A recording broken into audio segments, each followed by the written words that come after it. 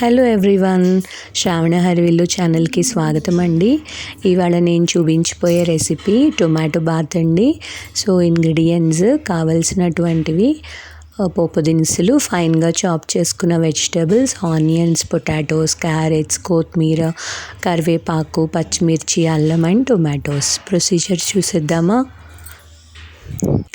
ముందుగా బాండీ పెట్టుకొని ఆయిల్ వేసుకొని కావాల్సిన పోపు దినుసులన్నీ వేసి ఫైన్గా ఫ్రై అయిన తర్వాత మనం ఫైన్గా చాప్ చేసుకున్న వెజిటబుల్స్ అన్నీ 1 by 1 వేసుకోవాలి.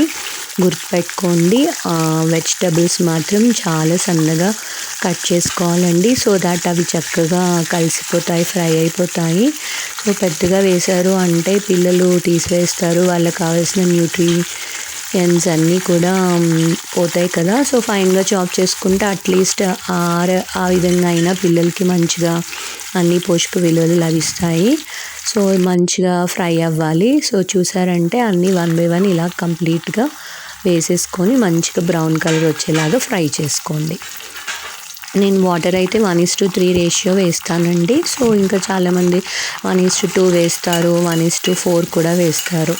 సో అది మీ అలవాటుని బట్టి వాటర్ అయితే వేయండి. నేనైతే 1:3 రేషియోలో వాటర్ పోస్తాను. అంటే 1 గ్లాస్ రవ్వ అయితే 3 గ్లాస్ వచ్చేసేసి వాటర్ పోస్తాను.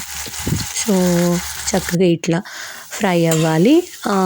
ఈ వెజిటబుల్స్లోనే కొంచెం సాల్ట్ అండ్ ఆల్సో పసుపు కూడా మనం వేయాలి. సో దట్ త్వరగా అవి మగ్గిపోతాయి.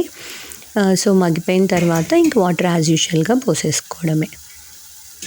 నేను 3 కప్స్ వేస్తాను. అండ్ ఇంకొక టిప్ ఏంటి అంటే చాలా సాఫ్ట్గా ఉప్మా స్మూత్గా రావాలి అంటే వాటర్ వేసాక అవి మంచిగా మరగాలి. చాలామంది ఒక మరుగు రాగానే రవ్వ పోసేస్తూ ఉంటారు. సో దట్ ఏంటంటే అది అంత ఫైన్గా స్మూత్గా రాదు, అంటే ఉప్మా టెక్స్చర్. సో ఇట్లా మంచిగా బాయిల్ అవ్వాలి. ఈ బాయిలింగ్ కనీసం ఒక 2-3 minutes అన్నా మనం బాయిలింగ్ చేయాలి. బాయిలింగ్ పాయింట్ రాగానే మనం రవ్వ వేయకూడదు. సో అప్పుడు ఫైనల్గా మనకి ఉప్మా అనేది సాఫ్ట్గా ఉండదు. ఎప్పుడైతే ఇట్లా బాయిల్ అయ్యి మనం రవ్వ వేస్తామో అప్పుడు మనకి ఫైనల్గా ఉప్మా అనేది చాలా సాఫ్ట్గా వస్తుంది. ఈ టిప్ యూజ్ అవుతుంది అని అనుకుంటున్నాను. అండ్ రవ్వ చక్కగా ఇట్లా పోస్తూ వేయాలండి. నాకు ఒక చేతిలో కెమెరా ఉంది కాబట్టి నేను ఒక చేత్తోనే రవ్వ వేసి తర్వాత తిప్పుతున్నాను. కొంచెం క్వాంటిటీయే కాబట్టి దట్స్ ఓకే. ఎక్కువ క్వాంటిటీ వేసేటప్పుడు మాత్రం మీరు లెఫ్ట్ హ్యాండ్తో రవ్వ పోసుకుంటూ రైట్ హ్యాండ్తో తిప్పుకోండి. అండ్ కరెక్ట్గా మంచిగా సాఫ్ట్గా రౌండ్గా క్లాక్ వైజ్ డైరెక్షన్లో మనం రవ్వని తిప్పాము అంటే ఎక్కడ కూడా ఉండలు కట్టకుండా ఉంటుంది. అండ్ అక్కడ మనకు ఆయిల్ అది కనిపిస్తుంది కానీ మనం చక్కది కుక్ అయ్యి దగ్గర అయితే అంత ఆయిలీగా ఏమీ ఉండదు. బట్ టొమాటో బాత్కి కొంచెం ఆయిల్ ఉంటేనే టేస్టీగా ఉంటుంది. Once a while that's okay. చూసారంటే ఇలా చక్క కన్సిస్టెన్సీ సమానంగా రావాలి. ఇప్పుడు చక్కగా కొత్తిమీరతో గార్నిష్ చేసేసుకొని చక్కగా మంచిగా ప్లేటింగ్ చేసేసుకుందాము.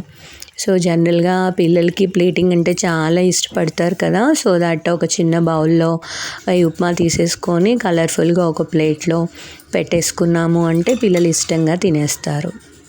సో ఇలా ఈ విధంగా ట్రై చేయండి ఒకసారి. Thank you.